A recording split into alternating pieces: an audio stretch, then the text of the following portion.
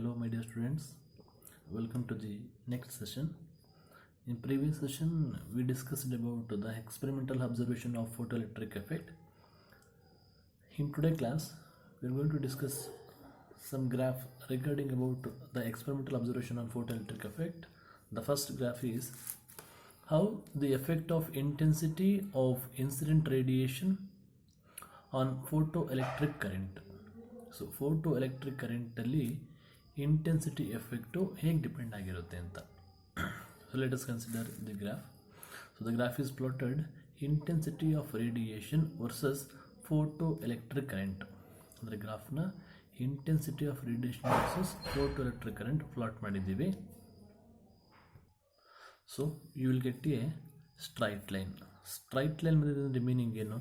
With increasing intensity of radiation or light, photoelectric current also increases, but the thing is above threshold frequency photoelectric current is directly proportional to intensity of incident radiation. ಈ word most important. Threshold ಫ್ರೀಕ್ವೆನ್ಸಿನ obey ಮಾಡಿರಬೇಕು. ಅಂದರೆ input light radiation ಅಥವಾ input light energy ಏನಿದೆಯೋ ಅದು frequency threshold ಫ್ರೀಕ್ವೆನ್ಸಿಗಿಂತ ಜಾಸ್ತಿ ಇದ್ದರೆ ಮಾತ್ರ with increasing intensity of incident radiation photoelectric current also increases. 1 mark most expected and 2 times repeat ಆಗಿದೆ ಅನ್ಕೋತೀನಿ. How this is the effect of intensity, ಅಂದರೆ how the intensity of light depends on photo current ಅಂತ. But that is directly proportional. So you will get a straight line from the origin, right? The next curve is how the effect of frequency of incident radiation depends on kinetic energy of photoelectrons. So kinetic energy versus frequency. So the graph is plotted frequency in x-axis, kinetic energy in y-axis. See the graph. So here also we getting a straight line, but origin start agilla, certain point ಆದಮೇಲೆ you will get a straight line. So ಹಾಗಾದ್ರೆ meaning ಏನು? So frequency of ರೇಡಿಯೇಷನ್ನು minimum ಇದ್ದಾಗ emission of electrons it doesn't possible.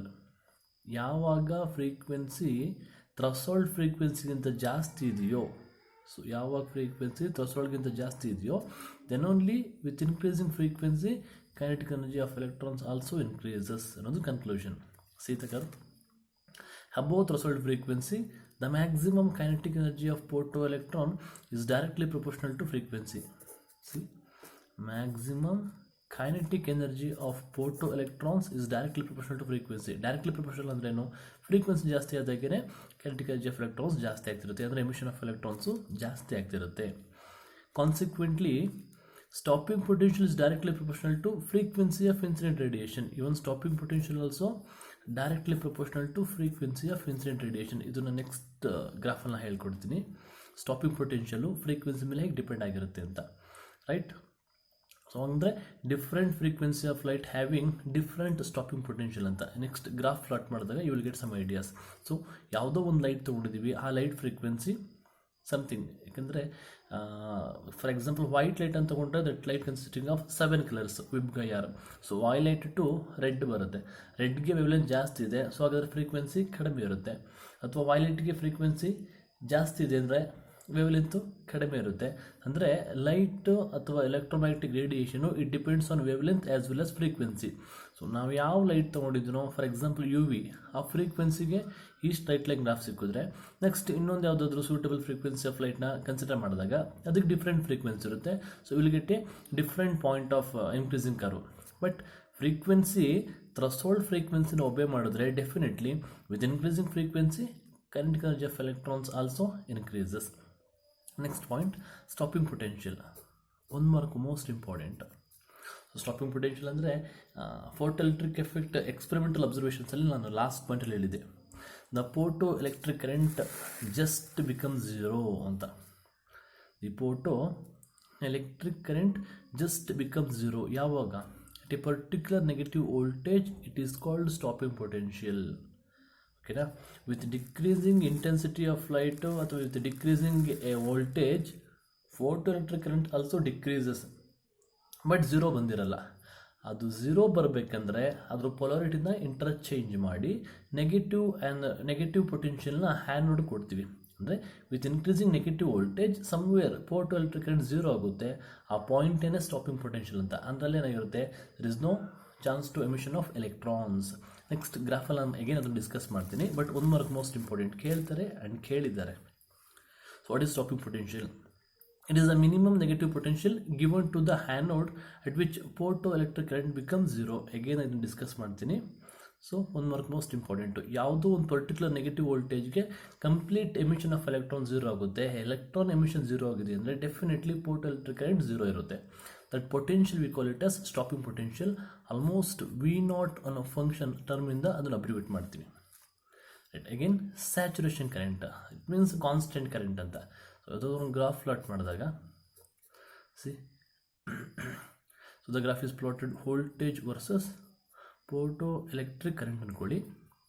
C, with increasing voltage photo electric current also increases. Voltage ಜಾಸ್ತಿ ಮಾಡ್ತಿದ್ದಾಗೇ photo electric current ಜಾಸ್ತಿ ಆಗ್ತಿರುತ್ತೆ, but somewhere ಅಥವಾ ಒಂದು certain ಎಕ್ಸ್ಟೆಂಟ್ವರೆಗೂ ಮಾತ್ರ. ಆಮೇಲೆ it will gives a constant curve, constant line. ಈ ಕಾನ್ಸ್ಟೆಂಟ್ ಇದೆಯಲ್ಲ, ಅಂದರೆ ವೋಲ್ಟೇಜ್ ಜಾಸ್ತಿ ಮಾಡ್ತಿದ್ರು ಫೋಟೋ ಎಲೆಕ್ಟ್ರಿಕ್ ಕರೆಂಟು ಅಥವಾ ಫೋಟೋ ಎಲೆಕ್ಟ್ರಿಕ್ ಎಮಿಷನ್ನು ಕಾನ್ಸ್ಟೆಂಟ್ ಆಗಿಬಿಟ್ರೆ that one we call it as saturation current ಅಂತ. See, this is saturation current. ಇದು ಝೀರೋ ಆಗಿಲ್ಲ ಫೋಟೋ ಎಲೆಕ್ಟ್ರಿಕ್ ಕರೆಂಟು, ಇದನ್ನೆಲ್ಲೋ ನೆಗೆಟಿವ್ ಪೊಟೆನ್ಷಿಯಲ್ ಕೊಟ್ಟಾಗ again it will be zero for negative potential. ಅದನ್ನು ಮತ್ತೆ ಡಿಸ್ಕಸ್ ಮಾಡೋಣ, ಗೊತ್ತಾಯ್ತಾ? It is the maximum value of the photo electric current for the fixed frequency. ಅಂದರೆ ಒಂದೇ suitable frequency of light radiation use ಮಾಡ್ಕೊಬೇಕು, ಅದನ್ನು change ಮಾಡಬಾರ್ದು.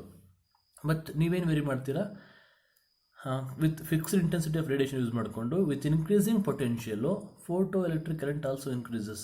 ಬಟ್ ಸರ್ಟನ್ ವ್ಯಾಲ್ಯೂ ಬಂದ ತಕ್ಷಣ ಇಟ್ ವಿಲ್ ಬಿ ಕಾನ್ಸ್ಟೆಂಟ್. ಅಂದರೆ ವೋಲ್ಟೇಜ್ ಜಾಸ್ತಿ ಮಾಡ್ತಿದ್ರು ಎಮಿಷನ್ ಆಫ್ ಎಲೆಕ್ಟ್ರಾನ್ ಅಥವಾ ಫೋಟೋ ಕರೆಂಟು ಕಾನ್ಸ್ಟೆಂಟ್ ಇದೆ ಅಂದರೆ that we call it as saturation current. So ಇದು ಗೊತ್ತಿರೋ ಸಾಕು, ಅಷ್ಟು ಇಂಪಾರ್ಟೆಂಟ್ ಏನಲ್ಲ. It is the maximum value of the photo current. So this is the maximum value for the fixed frequency. ಅಂದರೆ ಒಂದೇ light use ಮಾಡಿರೋದು ನಾನು. ಸೊ ಒಂದು ಲೈಟ್ ಅಂದರೆ ಒಂದೇ frequency, constant frequency. And fixed intensity of radiation, constant intensity ಜಾಸ್ತಿ ಮಾಡಿದಾಗೆ ಅಥವಾ ಕಡಿಮೆ ಮಾಡಿದಾಗಲೇ ವೇರಿ ಆಗ್ಬೋದು ಕರ್ವು. ಬಟ್ ಇಂಟೆನ್ಸಿಟಿನ ಫಿಕ್ಸ್ಡ್ ಇಟ್ಕೊಂಡು ಗ್ರಾಫ್ ಪ್ಲಾಟ್ ಮಾಡಬೇಕು. ತುಂಬ ಕನ್ಫ್ಯೂಸ್ ಆಗುತ್ತೆ. Be careful and be alert. Right.